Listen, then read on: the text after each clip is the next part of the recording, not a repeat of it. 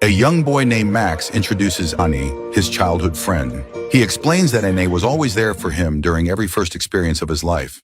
They grew up together, and their friendship eventually turned romantic. But on Max's 19th birthday, while the two were driving, their car crashed. Ane died in the accident, and Max was sentenced to prison for involuntary manslaughter. In prison, Max had to pay for protection. His grandmother managed to send him money, but eventually he couldn't keep up. When the payments stopped, he was beaten.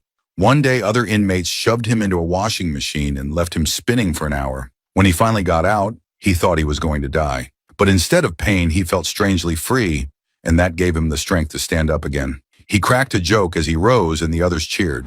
From then on, Max focused on improving himself and eventually became a fighter in prison. Not long after, his plea deal was accepted. He was released early for good behavior, and everyone cheered as he walked out. His father was waiting outside. He told Max a war was about to break out and insisted that he join him in a bunker. At first, Max refused, accusing his father of ruining their relationship. But after much pleading, he reluctantly agreed. They were flown to the bunker, Chimera, which was built inside an ancient cavern beneath a lake. Inside, their belongings were taken, and they were given suits and health monitoring bracelets. Max was surprised to find his mother and grandmother waiting for him there. Later, Max ran into Anie's father. He apologized, and the man softened, inviting him to join their family for lunch. However, Anie's sister, Asia, was still bitter. They all sat at the table together, but Max's grandmother refused to get food from the buffet. Anie's father told a waiter that she had cancer and couldn't walk, convincing them to serve her instead. During the meal, Asia brought up Anie again, demanding to know why Max ran after the accident. Tension rose, but others stepped in to calm her down. Soon after, the bunker's administrator addressed everyone, explaining what life there would be like. Later, Guillermo, Anie's father, vented his anger. Though he had invited Max, he confessed to his new wife, Mimi, that he still hated him and only pretended otherwise. He admitted he had married Mimi while grieving for his daughter and late wife, and not because he loves her. Max later tried to talk to Asia, but she was still furious. After their argument, he gave her Anie's phone. In her room, Asia began watching the old videos of Max and Anie together. Suddenly, the bunker shook violently and began collapsing. An announcement ordered everyone to move to the dome. Asia rushed to find her father and eventually did, with Max and his father helping him walk. Together, they ran to safety. Inside the dome, they saw live footage of devastation outside. The administrator announced that a nuclear explosion had struck, cutting them off from the world. Soon after, the feed went dark.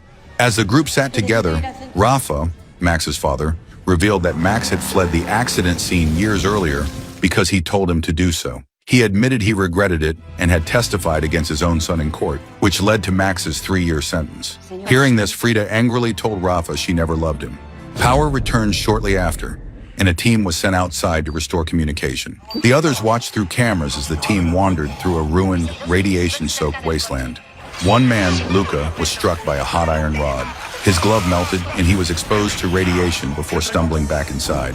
The camera was quickly shut off. Back in the control room, the bunker administrator, Minerva, laughed with her team. She revealed the shocking truth. The explosion had only been a simulation. The outside world was still perfectly peaceful.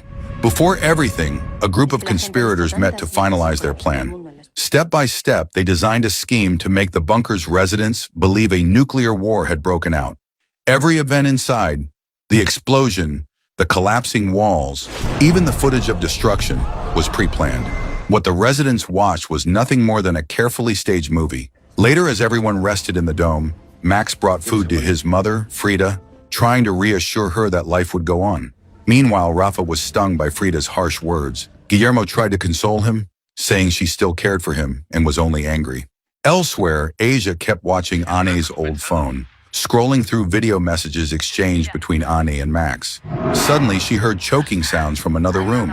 Breaking the door, she found a woman attempting to hang herself. Asia cut the rope in time and managed to save her, but the woman resented being rescued. Soon after, Minerva's voice echoed over the PA, announcing it was safe for everyone to return to their apartments. Back in the control room, Minerva and her team worked on Luca's body, making it appear scorched and ravaged by radiation. That night, Rafa tried to sleep beside Frida, but she rejected him, insisting divorce was the only option. Rafa broke down, calling her fake and accusing her of betrayal. When he asked if she loved someone else, Frida admitted she was in love with her yoga teacher. She packed her things to stay with her mother, while Rafa caused a public scene, drawing the attention of everyone nearby. Later, Rafa stormed into the dining hall demanding food. When he broke in, Minerva sent security to restrain him. Refusing to drop the food, Rafa was tased. Max stepped in, and a fight broke out. Max overpowered one guard and more poured in, until Minerva finally ordered them to stand down, allowing him to leave. Meanwhile, Mimi and Guillermo reflected on their strained marriage. Guillermo confessed life had been better when she was his lover, and everything changed after they married. Despite this, Mimi held on to hope, suggesting a divorce might rekindle their spark. In her room, Asia stumbled upon an intimate video Max had sent to Ani. Flustered, she left to take a shower. While she was gone, guards approached Mimi, asking if her blood type was AB negative. When she confirmed, they escorted her away.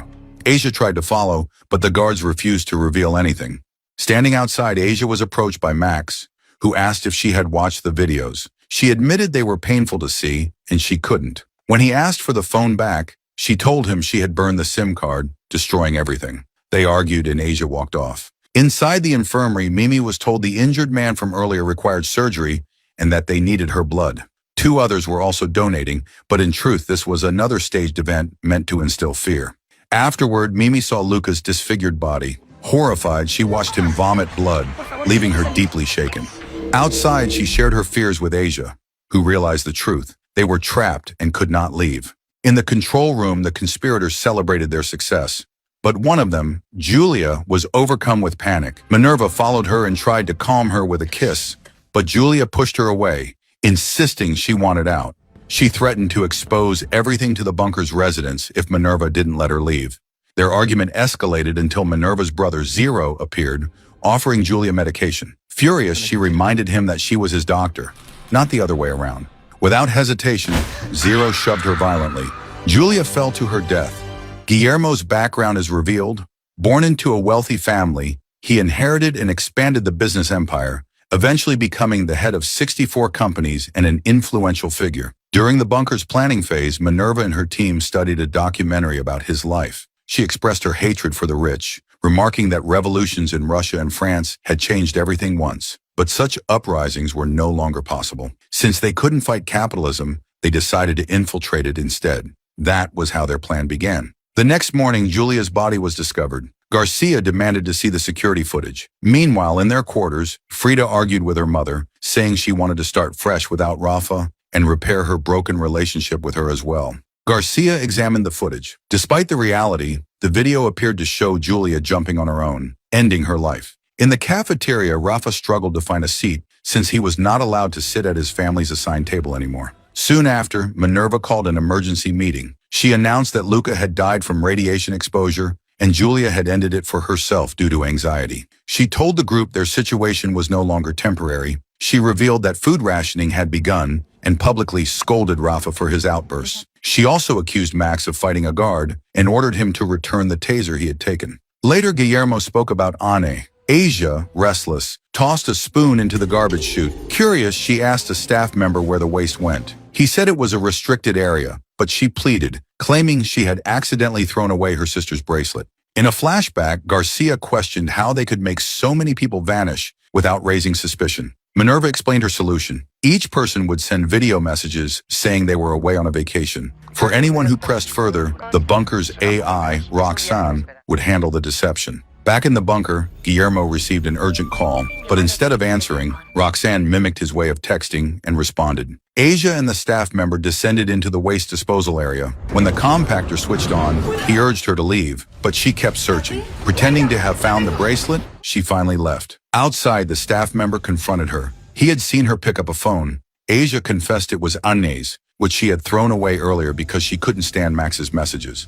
Later, while Max was playing basketball, Minerva sent guards to retrieve the taser. Distracted by memories of Julia, she pulled Zero aside. He apologized, admitting he hadn't meant to push Julia and was stable on his medication. He asked if she wanted him removed from the project, but she refused. To comfort herself, she turned to Julia's simulation, which Zero had been refining for 5 years to perfectly replicate her. This was what made the footage that Garcia saw jump earlier. Meanwhile, guard Yako confronted Max about the taser. Max first lied that he had lost it, But when Yako threatened to send him to the basement, he showed it and suggested they play basketball for it. Yako countered with 10,000 punches. The fight began fiercely. Despite warnings from another guard, Yako pressed on. He overpowered Max at first, but Max delivered a decisive final blow, knocking Yako out. Yako was rushed to the infirmary with everyone scrambling to save him. Meanwhile, Asia confronted Max, asking what had happened. He admitted to the fight, but worried he might have killed someone. Asia noticed a bone protruding from his shoulder,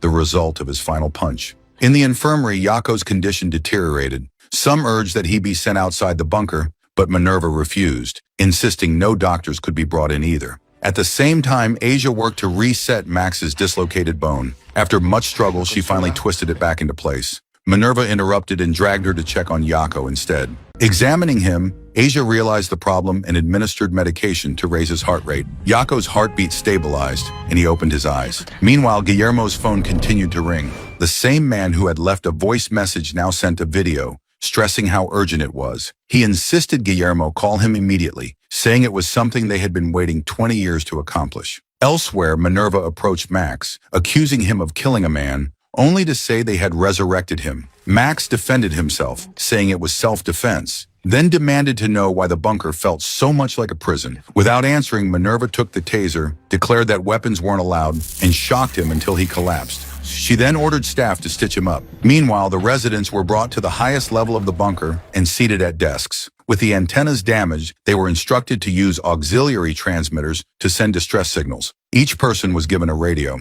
Rafa attended a group therapy session where he described how talking to Roxanne in the mornings felt eerily similar to conversations with his wife. He confessed that even before she left, he had been alone all along. When it was Guillermo's turn, he expressed regret about betraying a friend. He told Rafa that he was the only true friend he had left and recalled how he had once begged Rafa to testify against his son, and Rafa had done it. Guillermo said he would never forget, and the two men embraced. Elsewhere, Frida's mother pretended she had overheard French on the radio. She summoned a French speaker, but her real motive was to make him sit close to Frida and herself with Mimi. Sitting together, she opened up about her struggles and then steered the conversation toward Guillermo, hinting at his feelings for Mimi. Their chat turned flirtatious, but Mimi's attention shifted when she overheard a distress call from an aircraft. Garcia took over the radio, attempting to respond. Unbeknownst to them, it was another stage performance by Minerva's team, meant to heighten fear and reinforce the illusion of danger. Later, Rafa met a woman named Elena in the massage room. She asked him for medicine to ease her stress, and Guillermo invited her to join him at the bar, clearly setting Rafa up with her.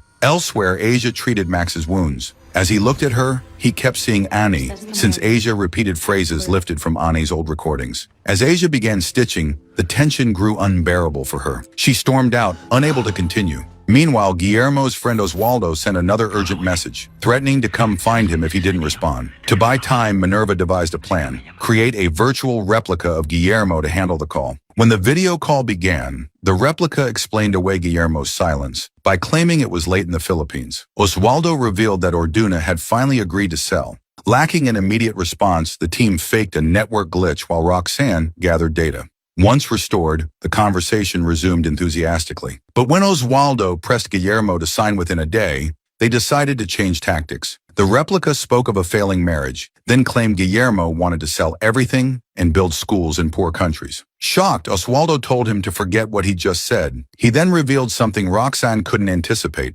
Panicked, the team cut the call. Later, Max confronted Asia about abandoning him mid-treatment. She lashed out, calling him a monster who had ruined her family's life. She said she hated him, yet as she was speaking those words, she was fantasizing about kissing him. Fighting the impulse, she walked away after delivering her cruel words. The team continued trying to decipher Oswaldo's message. He had mentioned BJ3, but Roxanne couldn't determine what it meant. Under stress, Minerva remembered her past. At age 12, she went to pick up her younger brother Zero, who was being bullied. Furious after seeing an R scrawled on his uniform, she attacked his tormentors. Back home, they discovered their mother had abandoned them, leaving a note saying she couldn't be a mother. Social services tried to separate them because of Zero's disorder, but the siblings sabotaged the worker's car, ensuring they stayed together. Misfits in every environment, they poured themselves into education, earning degree after degree. Despite Minerva's well-paying job, she realized the rich always gain more. While corporations made billions, she barely earned thousands. That was when she decided to build a bunker and make the wealthy pay for it. In the present, Roxanne uncovered a possible lead. Anne once called Guillermo's horse BJ, but Zero doubted Oswaldo was referring to a horse, since they were discussing a 1.4 billion euro deal, not a 40 million euro animal. Still, Minerva suggested Orduno might want to humiliate Guillermo by taking his prized horse. Unsure, they decided to risk answering Oswaldo's call. The Guillermo replica pretended to be offended by the suggestion of selling the horse, only to discover that was exactly what Oswaldo meant. Relieved, they played along, and Guillermo agreed. Oswaldo asked about the horse's passport and the safe's combination. The replica told him to call again from home the next day, then ended the call. At the bar, Guillermo, Rafa, Elena, and a staff member, Ingrid, celebrated with champagne. Secretly, Ingrid was trying to gain his trust and extract the safe's combination. Meanwhile, Max discovered an earpiece Jaco had dropped during their fight. Slipping it on, he overheard Rafa and the others, but the surveillance team quickly cut the audio. A staff member confiscated it and escorted him to the infirmary. While treating Jaco, Asia was surprised when he asked her out to thank her for saving his life. Later, Asia encountered Tirso, the staffer who had helped her retrieve Ani's phone. Emotional, she asked him for a hug. Minerva watched from the surveillance room, observing every move. Back in the bar, Ingrid drew Guillermo into conversation, while Rafa bonded with Elena. Suddenly, Max pounded on the door, and Rafa let him in. Max, suspicious, realized their bracelets contained microphones. He demanded a drink, and when staffer Cindy arrived, Guillermo left with Ingrid. She lured him to the director's office, offering him a hidden drink and pushing the conversation further. Elsewhere, Frida told Mimi she had seen Guillermo with Ingrid. Curtains drawn, looking intimate. Mimi, upset, decided to confront him. Frida and her mother followed, and Ingrid was warned they were on their way. Thinking fast, Ingrid set up a game. Guillermo would write answers to her questions, and she would guess if he was lying. If she lost, she promised him something exciting. With Mimi and the others minutes away, Minerva cut the power, trapping them in the elevator. Ingrid pressed Guillermo for the safe combination. Pretending reluctance, he recited numbers without writing them down. Roxanne flagged a 63% chance of truth. Guillermo confirmed, claiming he never writes passwords. Before things escalated, Mimi forced open the elevator doors, fire extinguisher in hand. She accused Guillermo of manipulating her, thanked him for giving her clarity, and walked away determined to leave him for good. Meanwhile, Rafa and Elena grew closer. Asia continued watching Ane's videos, and Max bonded with Cindy. But Guillermo caught Asia watching her sister's phone. Demanding to know where she got it, he stormed to Max's room and confronted him. Furious, he beat Max, accusing him of pursuing Asia. Frida intervened, striking Guillermo with a vase. Bleeding, Guillermo apologized to her. In a shocking twist, Frida embraced and kissed him, revealing that he was the man she loved. Now both free from their marriages, she suggested they be together. The team gathered to discuss their next steps. Garcia argued it was unnecessary to keep pushing and suggested simply telling Oswaldo that Guillermo didn't want to sell his daughter's horse. Minerva disagreed. Their first option would be to crack the safe. If that failed, Plan B would be to feign Guillermo's anger at the suggestion of selling the horse. If Plan A succeeded, they could move on to their larger scheme, making major financial decisions in Guillermo's name, then slowly extending that control to others as well. Meanwhile, Mimi, feeling nauseous, was haunted by flashbacks of Guillermo. She took the elevator down to the dome. Elsewhere, Asia approached Max to apologize. He lashed out, accusing her and her family of clinging to the past. Turning cold, he told her he felt nothing but hate toward her. He reminded her that she had always mocked her sister's love for him as superficial. He walked away, leaving Asia shaken. Returning to her room, she felt ill, overwhelmed by reflection, and finally realized she had always been in love with Max.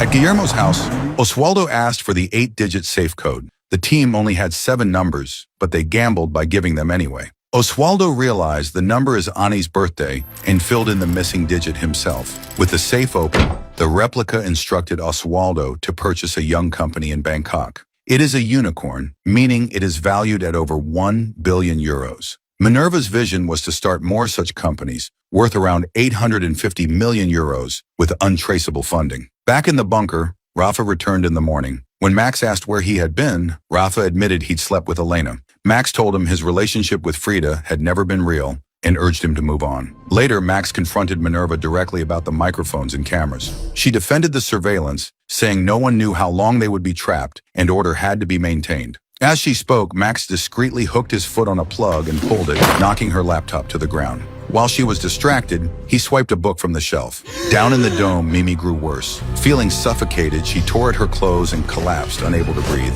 At the same time, Frida and Guillermo were together, growing more intimate. In her room, Asia crawled under her bed, gasping for breath. Back at the dome, Mimi tried to stand but couldn't. Later, Frida asked Guillermo to apologize to Max. After Guillermo left, she called Ingrid over for a massage but then confronted her. Accusing Ingrid of being with Guillermo, she threatened to smash her head with a fire extinguisher if she didn't stay away. Guards noticed a television switched on in the dome and then spotted Mimi lying on the floor. Minerva rushed to her with Jaco, then informed Asia. In the infirmary, Asia relayed Mimi's symptoms to Roxanne for diagnosis. The AI listed 76 possible illnesses. Asia provided blood and urine samples, and Roxanne finally narrowed it down: hepatic encephalopathy. Asia was stunned. She asked about dialysis, but Roxanne confirmed there was no machine and no other alternatives. Soon, Guillermo arrived. Asia told him Mimi's liver was failing. Antibiotics might buy time, but if her body didn't respond, she would die within 72 hours. Guillermo later apologized to Max for beating him earlier. Understanding the pressure he was under, Max forgave him. Guillermo confided his fear of losing Mimi, and Max reassured him they would find a way. He then approached Asia, who was sitting on the floor, and quietly asked her to walk with him. Max and Asia slipped away to a private spot. Max pulled out a stack of cards, each with messages written on them, telling her to play along because they were being listened to. He discreetly pointed to the bracelet, signaling where the microphone was. On the cards, he explained that he had asked Minerva about going outside to get a dialysis machine, but she had refused. Out loud, however, they staged a conversation as if they were confessing their love, pretending to finally give in to their feelings. The guards monitoring the audio were convinced the two were romantically involved, not conspiring. Secretly, Max suggested disabling the security system first, then shutting down Roxanne. They agreed to meet in an hour, with Asia tasked to bring surgical tape and a Bluetooth speaker. Jaco, listening in, grew furious. He thought he had Asia under control. Later, Asia checked on Mimi, who seemed a little better. Victoria, Frida's mother, asked if Mimi could come home with her, insisting her personal nurse, Antonio, was skilled enough to care for her. Meanwhile, Guillermo's replica contacted Oswaldo about the new investment. Oswaldo was skeptical, calling it just another startup, but didn't suspect anything unusual. Guillermo instructed him to begin negotiations at 720 million euros, not exceeding 850 million euros. Then the call ended. Max went to Rafa, warning him that Asia would be coming to his room and asking him to stay quiet about it, especially to Guillermo. In return, Rafa shared a secret he had never told his son. After Ane's death, Guillermo confronted him about arriving at the crash site so quickly. Rafa admitted he had been following Max that night because Max was drunk and it was raining. By the time he arrived, Ane was already dead. Guillermo then pressured Rafa to testify against Max. When Rafa refused, Guillermo threatened to have Max killed. Shocked, Max asked how his father could remain friends with someone who threatened his son. Rafa insisted it was complicated. Max admitted he had stopped trusting him after the trial, but at least now he finally understood why. Elsewhere, Victoria comforted Mimi by offering her a cigarette, then applied a morphine patch to her neck. While playing basketball, Guillermo confided in Frida. He said his priorities were his daughter first, then friendship, then love, meaning he couldn't go public with their relationship for Rafa's sake. Disappointed, Frida kissed him and told him it would be the last time unless he changed his priorities. Back in Max's room, Asia joined him. To fool Roxanne, Max turned on loud music, pretending they were about to be intimate. Beneath the cover of noise, he shared his plan to reach the surface and get the dialysis machine. Asia confessed that when she said she hated him, she hadn't meant it. Max then revealed he had once found an emergency exit in the ceiling. All they needed was a distraction to reach the staircase. Asia replied that she knew how to make a bomb. Together, they began discussing how to shut down Roxanne, though Asia grew increasingly distracted by Max's closeness. Elsewhere, Frida called Jaco aside to discuss his fight with Max. She asked him to apologize, but their conversation escalated into intimacy. Meanwhile, Oswaldo visited the startup office for the investment. Finding it generic, he called Guillermo to complain it looked like every other small company. He revealed they wouldn't buy it. Someone else had already made a better offer. The buyer was Luca, the guard everyone believed had died and been removed from the bunker. At the same time, Max and Asia drilled into Roxanne's system, finally disabling it. Communication between Guillermo and Oswaldo was abruptly cut. On Oswaldo's screen, Roxanne's name appeared, leaving him baffled about who or what Roxanne was. Oswaldo called Guillermo and left a message telling him he was returning to Spain. He no longer wanted to stay involved. Meanwhile, Max and Asia carefully covered the hole they had drilled. When Roxanne came back online, the AI didn't detect any faulty connections. Guillermo's replica, later called Oswaldo, asking if he was truly leaving. Oswaldo replied that they would find another unicorn, but the replica insisted he had already booked a suite and that Oswaldo could meet the CEO tomorrow. Reluctantly, Oswaldo agreed. Elsewhere, Max confronted Jaco, threatening him for asking Asia on a date. Jaco provoked him by admitting he had slept with Frida. Furious, Max fought him, giving Asia a chance to quietly take something from the table. Afterward, Max confronted his mother. He accused her of Jaco, then revealed he knew about Guillermo. He lashed out, calling her selfish and a liar, like her own mother. Shaken, she was left distraught as Max walked away. Heartbroken, Max broke down in front of Asia, who held him to comfort him. Meanwhile, Victoria and Mimi, high on morphine patches, grew close and eventually kissed. Back in his room, Max crawled under his bed covers, and Asia followed. He confessed he had never been wanted, that he was disgusted by his family, and that he longed to live in the real world. Later, he told Rafa that his mother had been in love with Guillermo for 28 years, that he had always been the love of her life. Returning to Asia, he said he wanted to be intimate, but not under surveillance. He cut off his bracelet, promising Minerva through the device that he would put it back on afterward. Jaco overheard this furious, but Minerva dismissed it as two kids wanting privacy. Guillermo searched for Mimi and found her asleep with Victoria. Enraged, he stormed to Rafa to tell him about what he saw. Rafa pretended like he didn't know about him and Frida and told Guillermo he wasn't over Frida, urging him to talk to her since he was her best friend. Guillermo confronted Frida about being intimate with Jaco. She headbutted him, breaking his nose, and told him he had no control over her. She demanded he confess his love for her publicly. Outside, Rafa waited for them. He then told Guillermo the truth. 10 minutes before his wife Martha died, she had learned of his affair, and that was why she ended her life. Rafa walked away, leaving Guillermo stunned. In Bangkok, Oswaldo dined at a restaurant and spotted Ingrid crying with another woman. Using a translator app, he overheard the woman pretending to be Ingrid's mother. Soon after, a man posing as her father arrived and led her away. Intrigued, Oswaldo followed Ingrid, offered to help, and the two went for drinks. At the club, they danced and grew closer, unaware that every patron was an actor. Back in the bunker, Asia told Tirso she was with Max now. Tirso didn't judge her but asked why she was with someone so violent. At that moment, Max appeared behind him and strangled him, while Asia injected him with a needle. Tirso collapsed. Asia disguised herself in his clothes and walked out. In Bangkok, Ingrid and Oswaldo went to her room and nearly got intimate, but she left suddenly after a phone call, giving him her Instagram before disappearing. The next morning, Oswaldo received a call from Guillermo's replica, urging him to close the deal immediately. Meanwhile, Max and Asia built their bomb. At the company office, Oswaldo prepared to sign the deal, but Luca appeared, offering 900 million euros. Determined, Oswaldo raised his bid and signed. Yet before the transfer was complete, Max and Asia disabled Roxanne, severing all communication. Despite the cut, the money reached their account. At that exact moment, the bomb exploded, creating chaos in the bunker. Max prepared to escape through the emergency exit. The bunker descended into disorder. Max and Asia coordinated quietly, but then Roxanne rebooted. Jaco stormed into Asia's room, finding her in bed sleeping with Tirso.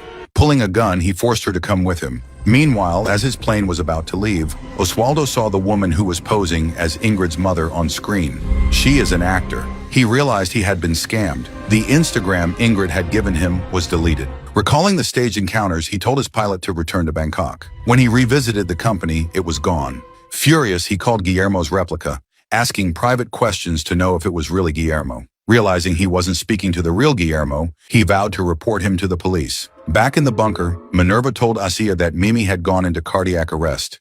Jaco insisted Max was behind the chaos, and Minerva finally realized he was trying to escape. Jaco went after him. Asia discovered the morphine patches on Mimi, kicked everyone out, and tried to save her, but it was too late. Mimi was gone. Devastated, Asia told Max there was no reason to escape anymore, but Max insisted he had to. To stop him, she confessed her love. He called her precious, but said he had to leave and would return for her. Mask on, he entered the elevator. Luca chased after him, gun in hand. In Bangkok, Oswaldo called the police, but Luca and Ingrid ambushed him. Luca snapped his neck and took his phone. As Oswaldo lay on the ground, people surrounded him. Finally, Max reached the surface world.